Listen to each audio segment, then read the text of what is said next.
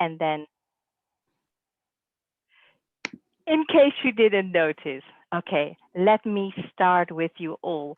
Welcome, welcome to be with us in this Wednesday web jam. And if you are here for the first time, like Edward, our guest of today, I need to explain to you where you have arrived. This is an experimental living lab. We are learning. We all are clumsy innovators, compassionate facilitators, cheeky co-creators, ignorant experimentalists, but all hungry for learning and change makers. So welcome, sit tight, or leave. Today you will find answers, but it gets better. Perhaps you will find questions, questions that will lead us to other unexpected directions. We do hope so. And failing forward is our philosophy in this lab. There is no other way. And that is why I invite you to share your tears, your fears, your stories, and your dreams. So, welcome again. Our guest of today is Edward Molkenboer, and he is going to guide us to through the topic a business model for social impact. What possibly can go wrong? So thank you, Edward, for being with us and sharing your learnings. We know social impact can be made on a huge level, and sometimes, usually, it starts on a very, very small personal level between you and me. Colin and myself will guide you and interview you today in this jam, and we can ask you anything. Is that right? But how? But how does social impact look like? And for that, I am going to share a clip with you. Hold on. And here we go.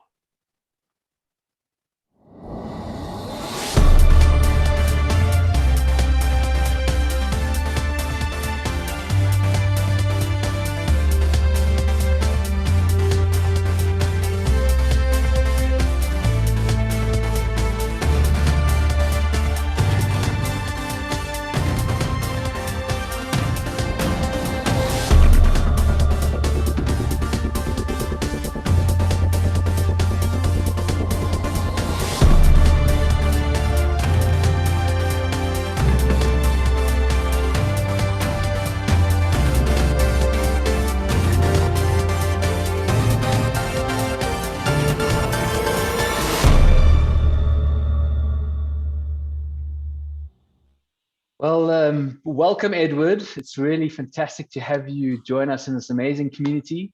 I know that everyone here will appreciate your story and will be really open to learning from your sharing. Thank you. So I welcome with you a quick high five, Edward. High five. Nice one. So I've had the pleasure of engaging with you a few times already.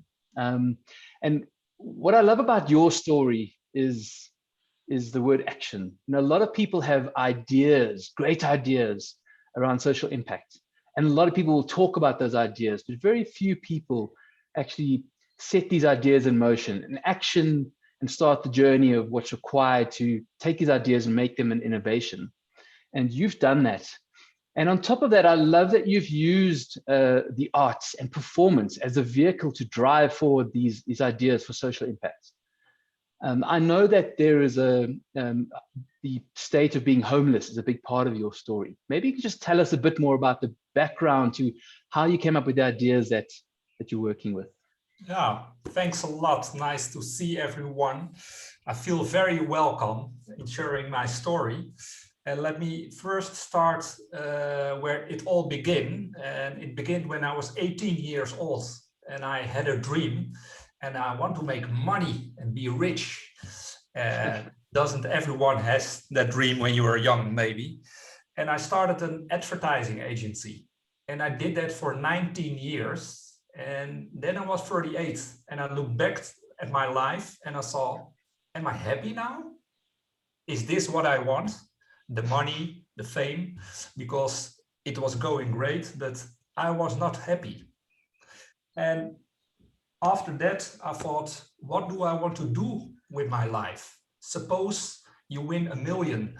What would you do with your life? People ask them this question. And I said, let's first write down how is my life at this moment. So I wrote down my life, how it was. And then I thought, suppose I can change my life tomorrow with an instant without that million. What would I do? And I wrote down, I want to make social impact. And that was the first step for me that I thought, I'm living the wrong life. I want to make social impact, but I first was busy with making money. During that period, also my father died. And the first thing he said, when the doctor said, you're going to die within 6 weeks, the first thing he said was, then I can't be a grandfather. And he wanted it so bad. And after that, I thought, what will I say to my son when I have his age? And what did I do in this world? So it was an extra motivation for me to change my life. And that's where I started. I stopped with the advertising agency and I thought, okay, what will I do? I want to make social impact. I want to help people. But do people help me? And after that, I said, let's try if people help me when I am homeless. So I started a homeless project and I went on the streets with no money at all, no plan at all. And I just asked people, can you help me with giving me money? And I've been on a lot of trips, but this was the greatest. You have to beg for your food. You have to think, where do I sleep tonight? And you have to pray if people will help you. I did it for a while. After that, when I was back home, people asked me, oh, you have a great story. Can you tell us about it? And then a TED Talk came along and they asked me, can you do a TED Talk telling me about your story? But that wasn't the only story. Another story was that I was lonely. I felt lonely. So I thought, okay, let's go and do a TED Talk, but I can tell about my loneliness, but I want to make social impact. So I found a woman, she was 97 years old, and I asked her, can I make a movie of you? And can you tell the public about your loneliness? So I started my TED Talk, and during the TED Talk, I showed her movie. And I said, okay, people, I am 40 years old talking about my loneliness, but this lady, she is more lonely than me. And she talked to the public with a video, black and white movie, and she told her about her loneliness. I talked further in my TED Talk, and after a while, I was closing the TED Talk. I said, do you remember the lady in the video? Do you know that for 10 years, she didn't have any visit at all? Can you imagine? 10 years, no visits. So then after that, I said to the audience, pick up your phone, because I placed an online agenda for this lady. And please contact all your people you know and ask your network to visit her. And what happened? I made social impact because there were 400 people in the audience. And within 1 week, her whole agenda was occupied for a whole year. And that's when I started. I thought, that's great. I can make social impact on stage. What if I make this a business model? And that's how, in the end, the social impact tour started. Wow, that's amazing, Edward. I mean, I know we'd love to ask more questions about that for you to embellish that story, and perhaps we can do that towards the end. Yeah. I'd like to ask you a bit more specifically around the business model, and maybe we can ask you further questions around that. But how are you bringing your ideas to life? How are you actioning this project? What is the business model that you're orchestrating and using to make this a reality?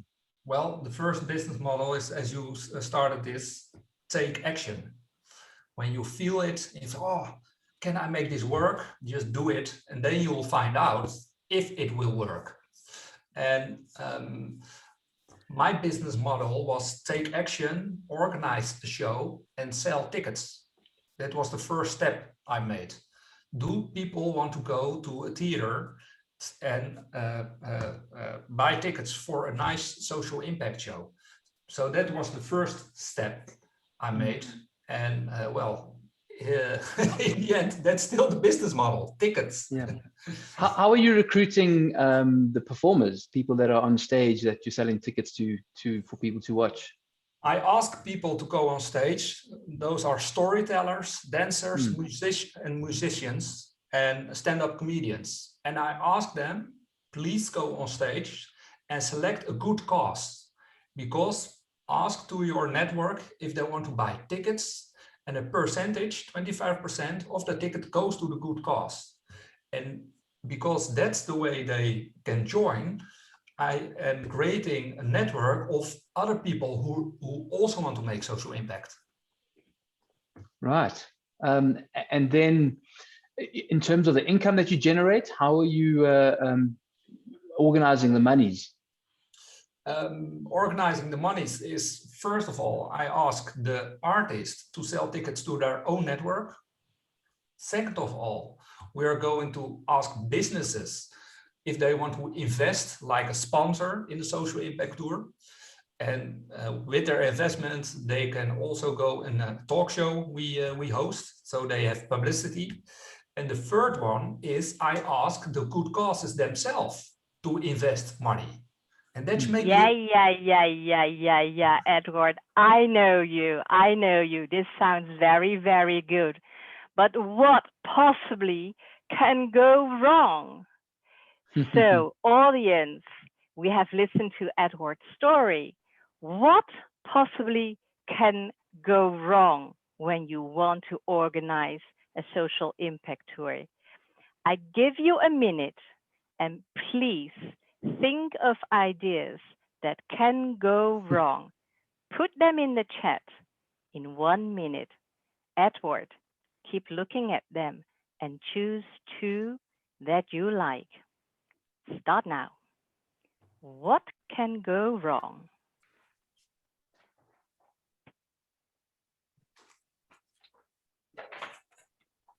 All right.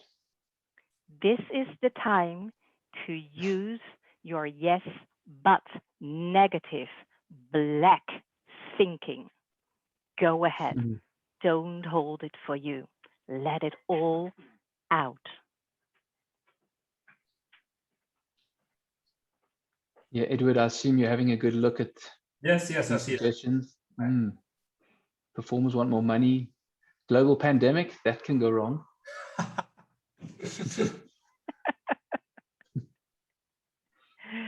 Last 20 seconds. And then I'll take you to a message. High expenses. Tech screws up.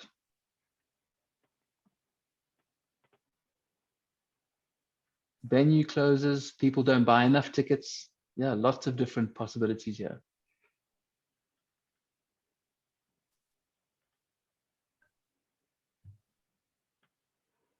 All right.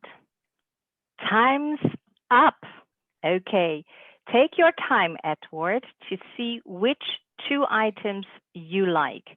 And I am going to lead the people into a method that we call pre-mortem. You all know post-mortem. Patient died, we open up the patient and we analyze what caused his death. Pre-mortem is a preventative method.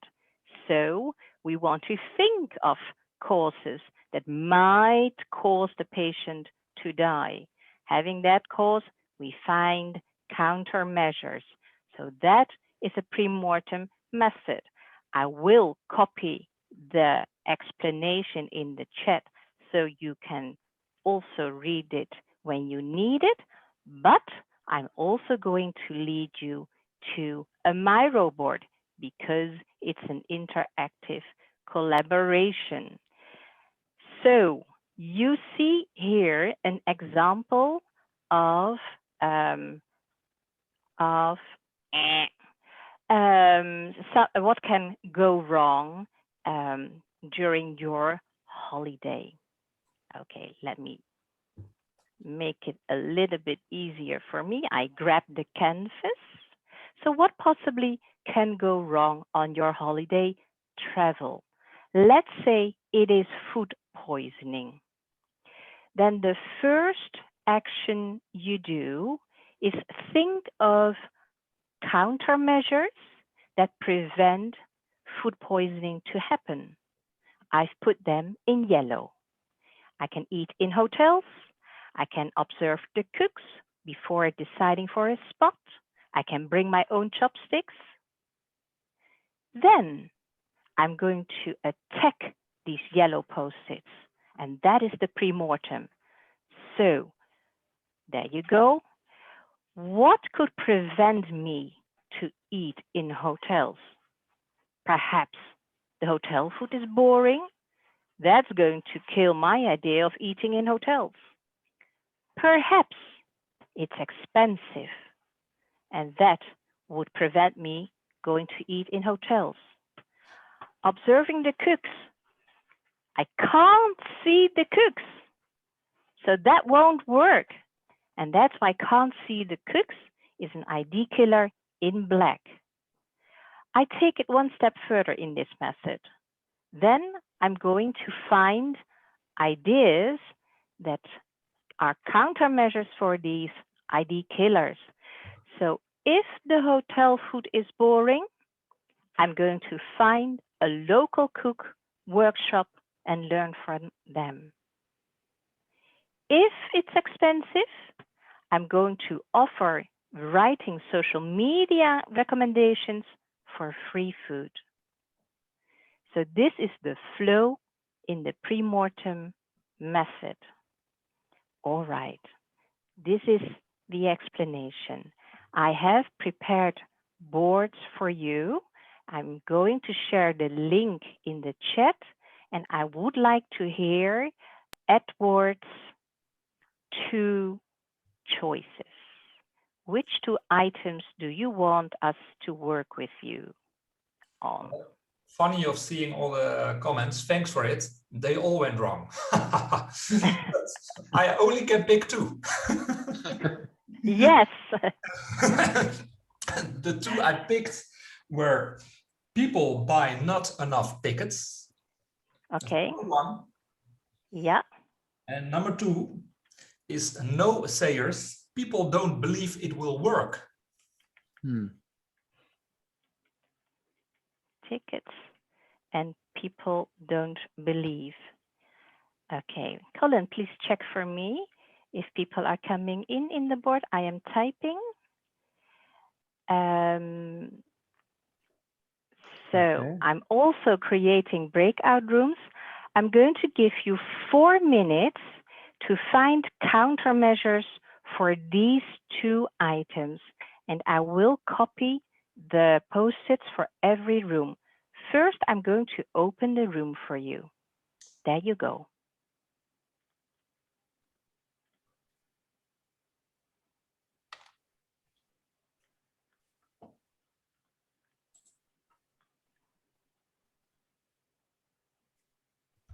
Okay.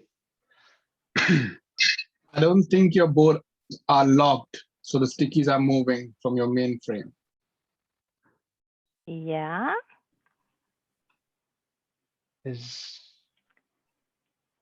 I am putting the sticky notes in the room. The main board is locked. Okay. So we have a few people in this room, I see. That's okay.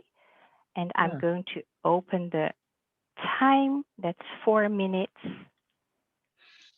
Okay. I am multitasking.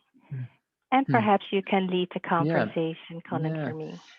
Edward, what I love about your story is how you really immersed yourself in the field and became homeless for a while. I remember when I was in Amsterdam many years ago, I saw a homeless guy, and he fascinated me, and I almost saw myself in this guy. And for a long time, I've had the idea of one day trying that out and experiencing what it's like to be homeless. But again, I had the idea, but I never did it. You had the idea and you did it. Tell us a little bit more about that experience. Well, in personal life, I first made choices out of fear. I had fear in my body. How do you say it? Well, I was always thinking, oh, if I do this, maybe this can go wrong, and I'm not doing it then.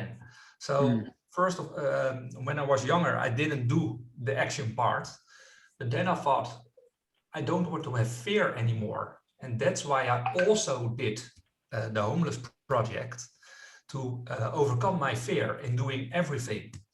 And if you have to beg for money or for food, well, that's something that you can think, oh, how will people respond to this? And it helped me a lot, because now I don't have fear anymore in anything I do, because I know I can survive on the streets. I know that there's a character, Thomas, who became one of your storytellers and musicians. And Thomas, if I'm correct, was actually homeless. Yep. So I imagine that experience enabled you to feel a great sense of empathy with Thomas and connect with him in a way that perhaps most other people wouldn't be able to. Tell me a little bit more about Thomas. I'd love to hear about him. About Thomas, because I was preparing my social impact tour, everyone asked me, what good cause will you support? And I walked through the streets, and there I saw Thomas. And Thomas is a singer who everyone knows, but not everyone talks to him, because he looks like homeless people. He has only one tooth when he laughs. And then it hit me because my own homeless experience. I thought, well, I have to go to Thomas, and I didn't know his name at that moment. And I just asked him, well, man, do you want to go into the theater? And of course he wanted it. And I asked about him, but he is homeless by choice. And that's interesting, because a lot of people are homeless because something happened. They drink alcohol or go on drugs, or a divorce or something terrible, but he made the choice himself. And he said, no, I want to live free. And I know how it is, because in my homeless project, I felt super free. Never felt so free before, because you don't have an agenda or anything. But that's Thomas making his own choice of living on the street. But he is 52, and now he's getting older. And now you can, he tells, okay, maybe I'm getting too old for this shit. And I need a camper or something that I can don't have to sleep on the streets anymore. So that's about Thomas. And are you not sponsoring that camper? Is that not right? You're directing. We are asking people to buy tickets also for the next tour. Buy tickets, so we can sponsor him with a camper. But the nice thing, Thomas doesn't like to beg. He wants to work for it. So I will present myself as a keynote speaker within a week or two. And if people book me as a keynote speaker, I bring along Thomas. And I think that's great for companies to have homeless people on stage with me. So together we will make money. So he has to work for it. Yeah. Okay, welcome back, everybody. You have been writing a lot of black post-its. Well, share one or two with us. You can pick somebody, Colin, that works better. All right, someone to share something with us. All right, let's see, who have we got here? Bobby Bishop, can you share with us, please? perhaps one or two insights, or from your experience back in your breakout room. Yeah, sure. I guess for the first point, like the not enough tickets, I guess kind of get to more of a understanding as to why people aren't getting tickets. Might be a starting problem where you have to advertise more, or possibly have like a free show at the start.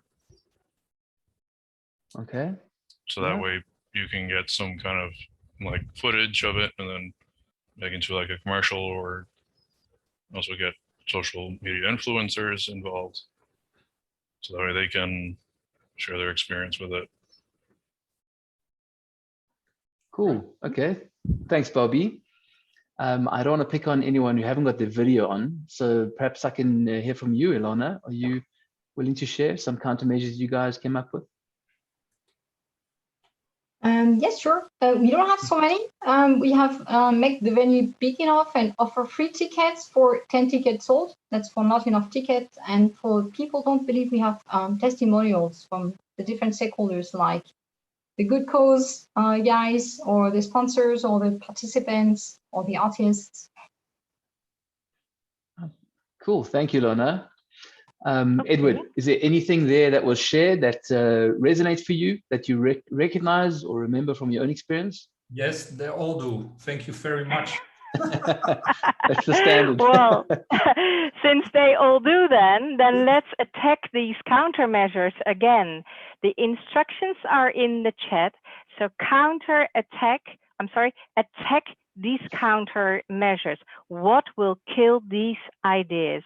I'm going to open the rooms again for 4 minutes. There you go.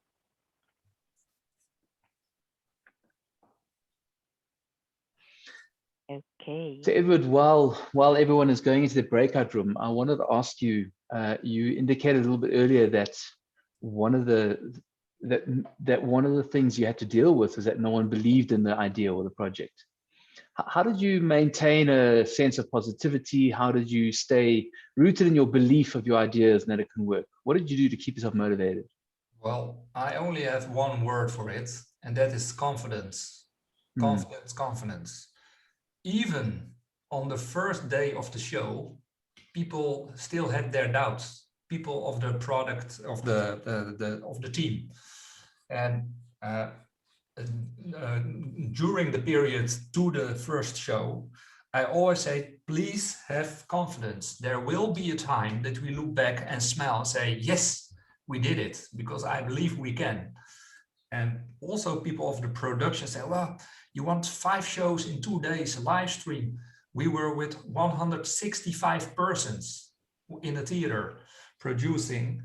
And after telling the people, please have confidence, and then the show happened. And now everyone says, you have to have confidence. So in everything, so now in everything I do, I also relate confidence, confidence. It will be okay. Maybe not. Yeah, that. Sure. Belief in yourself. Believe in yourself. And given that everything seems to have gone wrong that could have possibly, that must have been a bit of a challenge. And again, every moment was an opportunity to reboot and to inject yourself with more confidence, given all these things that are going wrong. Yeah. How did that affect the way you organically iterated your business model? Were there some major things that changed, or did you just stay on course until you had rectified all the issues? Well, what first happened with me as a person, because the group was so big, after things went wrong, after the show, I felt lonely again, like it all started 10 years ago, because there I was sitting on my couch, everyone had their show, and my project was gone for the moment. And there I said, okay, I'm not dating at the moment because I only worked and I'm sitting here. So first I had maybe 2 weeks on my couch, and then I had to get back to that confidence feeling. But first it came with the feeling of loneliness again. But what happened when I start calling people again with the energy, then all the energy came back and said, yes, you have the confidence, and it worked. And because of all the energy of the people that came back to me, the loneliness disappeared. And then I had a clear mind again within 2 weeks. And then I started building on a better business model with a lot of learnings, of course. It's changing, evolving. Yeah. It's interesting that you mentioned after the performances, you felt lonely again with the events. And that's actually a typical thing in big performances and events, and from especially on stage, and the ensemble and the cast and the individuals can feel quite lost. Yes. Did you connect with the performers and the storytellers after the experiences, and how did they integrate the experience that they had being on stage? Well, they all had the confidence, and afterwards they said, I couldn't believe that we could make this happen, but now it happened. It's great, isn't it? So I did call a lot of persons, maybe 70%, but because the group is so big, I didn't call them all yet. No. Yeah, okay. Because I imagine that's potentially some wonderful testimonial and marketing material to keep driving your project forward. Yeah. That's really the impact. Yeah. Do we have everyone back here, Yuan? In a few seconds, yes. Another 10 seconds, yeah. Okay. People are coming back. Yes, I wonder what they made, what they have found. Yeah. Let's see. Ooh, so I see a lot of black. Yeah, I see a lot of black post-its on the board.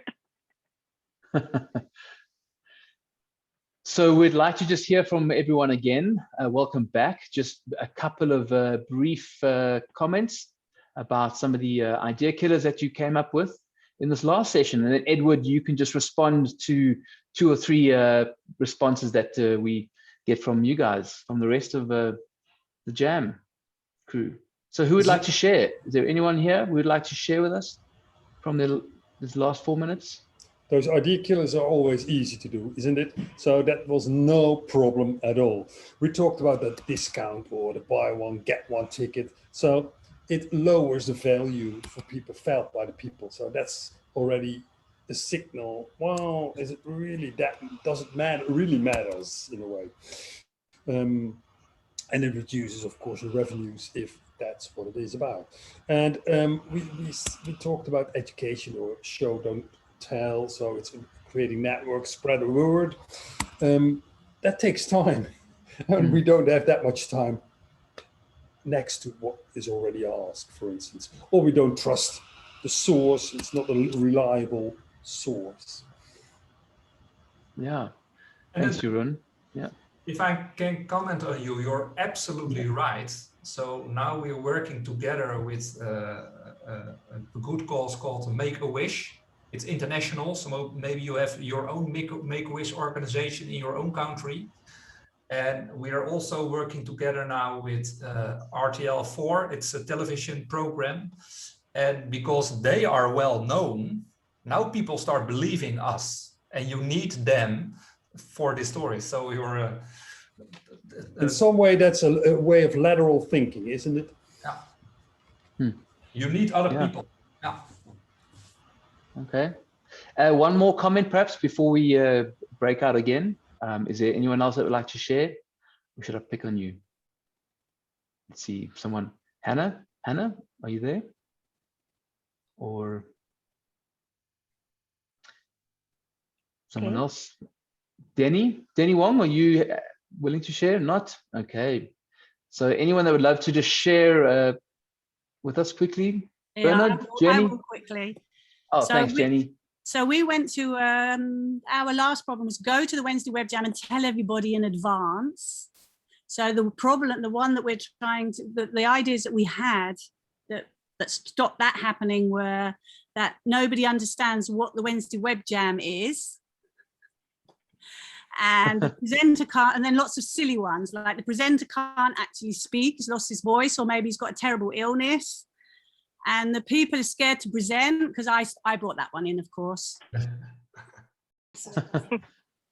And the WWJ curators wouldn't accept the offer, the suggestion, the idea. Thanks. Okay. So in relation to your project, Edward, was there anyone that was battling with that confidence and ability to show up on stage? And how did you deal with it? Well, the people who came on stage, for the storytellers, they had a storytelling program.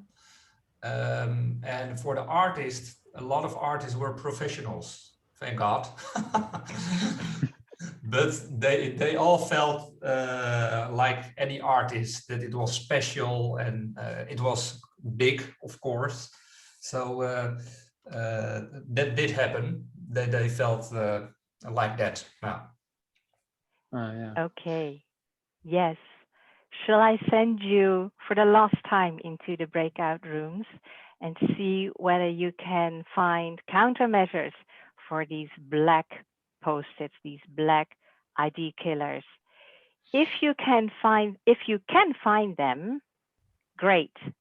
If you cannot, perhaps the source of ideas is up and you have found all the causes that might happen when you do this social impact tour. So see if you still can find something, that is okay. If ideas are up, that's okay too. So that is why I'm going to open the room for only 3 minutes. Okay, and I put the instructions in the chat. Okay, there you go again. So Edward, I'd like to ask you, while everyone's going into the breakout room, just to speak a little bit more about the charity portion of the impact. So you were aligned with Make-A-Wish Foundation, but my understanding is that the artists themselves get to choose a charity they'd like to support. Is that correct? Well, that was our first plan, but we changed it because there were so many artists. Also, the money that you can divide, it goes to a lot of smaller ones. So now we said, hey, let's choose 12 good causes and divide the money for them. And when we have another show, we can choose 12 others. And when we have another show, we have etc. etc. So that has changed. Okay. And all right. It did change also because a lot of the good causes, they have a great big network. So now we can ask them one by one, please tell your network about our show. And I think that will work better. Right. And so what portion of the tickets that you sell, the monies that you bring in from the shows, goes to the charity, and what portion is allocated towards costs, etc.? What is your model around that? We say 25% of our tickets we give to the good causes, and we ask people to donate extra, and of the donate extra button they get 100%, because some people want to buy a ticket but also want to pay more for the good cause. And then it's interesting for the good cause, of course. Right. And I'd like to ask you, but perhaps you can wait until we're in plenary again, around that one issue that you mentioned in the beginning, not being able to sell enough tickets. Because obviously for social entrepreneurship to be viable and sustainable, there needs to be some kind of sustainability around the monies coming in. Yeah. And so perhaps that would be a good conversation for the plenary just to touch on. Yes, I'm sure there'll be a lot of interest in that. Yes. Yeah. It's an interesting one. Yeah. And another thing is that your model is centered around various cities. You started in Amsterdam, and now you're moving to other cities in Holland. Yes. And perhaps even internationally. Is that correct? Yes, that's correct. Maybe South Africa. Well, it's not a maybe. It's a when. Here we come. Danny, where are you located? Because this is the moment that Edward might, enlarge his ambition. So share with us, where are you located? I'm calling you from Belgium, actually, so not that far away. Okay. There we go. It is, but that's still, it's another city in another country. And perhaps you can share a little bit about your ambition, Edward. Because there were numbers mentioned in your ambition. Yeah. Well, Danny, it all started with 4 or 5 people on stage in a restaurant. That's where it started, the first one. And now in a big theater with 165 persons. So when we want to start it abroad, of course, we can also start it in a restaurant with 4 or 5 people. It don't have to be big immediately, but this you can, experience how it works. So that's our way of thinking to go abroad. No, I think that's no, that's great, because I think I can draw a very similar parallel from TEDx organization, right? So they have very much every steps work out. You can find co-organizer in any different cities. You bring in the expertise, the structure, and then tested model, and then there you go. And because I did my TED talk by myself, I didn't know TED at all.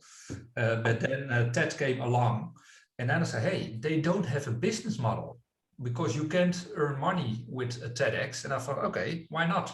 Why not make money and make social impact?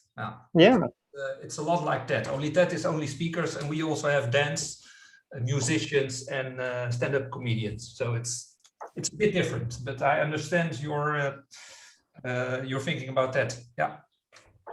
And we do have TED connected participants here in the jam, and perhaps we can compare a little bit the two models. And Colin, we need to collect the feedback, but first let's see whether Wiebke wants to add to what Edward just said. Thank you very much, Yunyin. It's I am a TEDx organizer, and I completely missed the discussion today because I have internet problems. So I'm just at the moment, I just have to find my way into the discussion. I'm sorry. I'm happy to contribute to at a later point. Thank you. Good. Thanks, Wiebke. So before we move on, if we could just have a couple of people again share with us some of the countermeasures that you came up with in the last breakout room. That was the last breakout room. If you could just feed that back into the plenary and get Edward's response on that. Anyone, or might I have to pick a few names? Horia, you're smiling very gently there. You look like you have something to share. Actually, Jenny was our brain in this group, but okay, let me find it. Okay, so the problem was that nobody understands what the Wednesday Web Jam is. Okay, so we said that. No, everybody knows what the Wednesday Web Jam is. You mean the Social Impact Tour? Yeah. I got you. Wednesday Web Jam represents the Impact Tour. Yeah, I got you. No, but we were going to the problem before. The one was nobody understands what the blah, blah, blah is. Go to another social platform and tell your story. Got it. Sorry, Horaya, did I interrupt your flow? No, I could play back and you could speak. And and you're the singer of the group, weren't you? Yes, we play because you are under pressure and you had a lot of ideas and like to be involved, and we were your supporters and played Under Pressure by Queen and David Bowie for you. Under pressure. Okay. So is there anyone, thanks for that little bit of entertainment there, Jenny. I see Bernard holding his hand. Yes. So I think we saw that not enough tickets and people don't believe the two problems are closely intertwined. And, a number of our preventative measures were to really branch out our effort to find partners who are partners rather than suppliers. That is, where are there opportunities for mutual benefit? Are there ticketing specialists who would not just be a supplier to us, but would be a partner with us? Are there corporations who, for whom this could be a mutual benefit in terms of sponsorship, because they want to find a way of having social impact also? So the idea of finding people with resources and expertise, and rather than just hiring them, finding a way of having mutual benefit as a basis for partnership. Great, great. That is definitely, we are also something we are working on, but it's great to hear from you because we don't know each other. So thank you very much. Because now we did it for the first time, we also have a lot of nice pictures and movies, and now it's, I think, easier for partners to connect. So thank you for your comment. Yeah, thanks, Bernard. Is there anyone else that would like to share something that they? Yeah, Donna, please. One of our things that was similar to that of a partnership was to find the personal benefits for people, so that, like, reach them on a feeling level, so that they would, more understand or be more trusting and feel more value in what we were doing. So reach them on a personal level. Right. Well, I can share with you, Donna, what happened with the first group. There was a dancer and he didn't sell tickets at all because he didn't know the project. And I called him last week and he just said, well, I wasn't sure if it would work and what the quality was, etc. And his personal benefit at this moment is I'm going on tour with my own theater tour. And then he said, can I dance again at your stage? Because that will help me for my own tour. So you're spot on with the personal benefit, because now he wants to sell tickets, because his personal benefit is to go on our stage and then sell his own theater tour. So that's a great one. Thanks, Donna. Yeah, that kind of leads us into possibly talking a little bit about the ticket sales. The impact in this project is not only the impact the positive impact that the performers can receive and benefit, the storytellers have, and the experience of being on stage and telling their story and sharing in a artistic, creative way, but also the impact that other people get from the monies that are raised and the charities that are supported in this process. In the beginning, you mentioned that ticket sales was one of the issues and one of the things that was potentially going wrong. How are you addressing that, Edward? Because that seems to be the key for generating impact. Yeah. Well, and what do you mean exactly with how are you?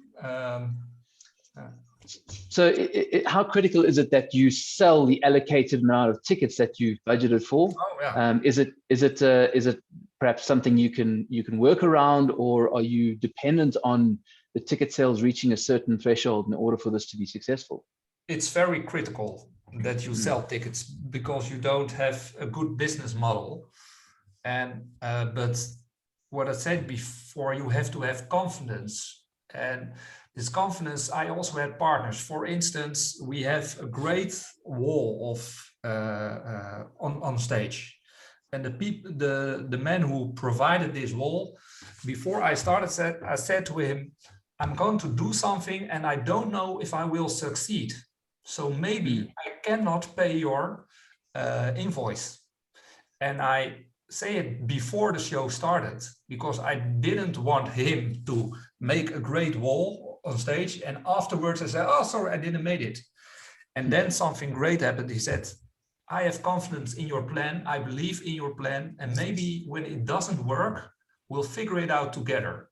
And that's also like partnerships you want, that people want to invest in it. And I have a call with him tomorrow. Then I will say to him, well, I told you so, but I know for sure he will be a partner for life, because we're in this together. And of course, you need the ticket sales and we will create something great. But that's also the way I worked with people, to tell them on forehand what could happen. Lovely. Yeah, so, we've been working with the post or pre-mortem process here. Did you anticipate things that could possibly go wrong when you were planning in a similar way we did today, or did you just go for it and see what happens? I just went for it. He didn't know me by that time. He should have met me earlier. When you asked me for this session, I was thinking, maybe I should ask that question myself before I started this tour. What possibly can go wrong? And well, I did not. But when is it wrong? Because maybe in 5 years we look back and we have created something worldwide. And do we still say it went wrong? So for me, it's not going wrong at the moment. Things went wrong, of course, but we're not. It ain't over until the fat lady sings, something like that. Yeah. You seem to hold a certain amount of trust in the process, Edward, which I think is inspiring, and that I think rises above the perhaps inhibitions and the obstacles of just keep on going. Yeah. Is there anyone in the plenary that has a burning question they'd like to direct towards Edward? Anything that you would love to hear more about or to know about? I have a quick one. You're on mute, Vidka. Oh, sorry, Denny, carry on. Yeah. So Edward, you mentioned in the beginning that you also get sponsors from companies. Today, do you actually check out that channel? Do you have regular sponsor or fixed sponsors that you also share the visibility with them each time you run the tour or show? And do they also help you sell tickets by, through sponsors? Yeah, just a second, Danny. That's my phone. Yeah. Lesson 1, turn off your phone. What possibly could go wrong? Yes. In a live show. Most of the time it's my mom calling. With concerning the partners, now we will ask the partners also to help selling. And I also, you talked about visibility.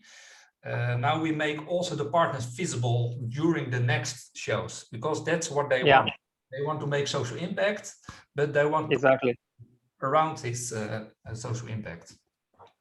This model again is proven through the TEDx, because I'm also a TEDx organizer in the past, and just look at the playbook. It's very well thought out, even though they are not making money out of it, but the playbook is proven, tested, and that's definitely one of those things to have a look.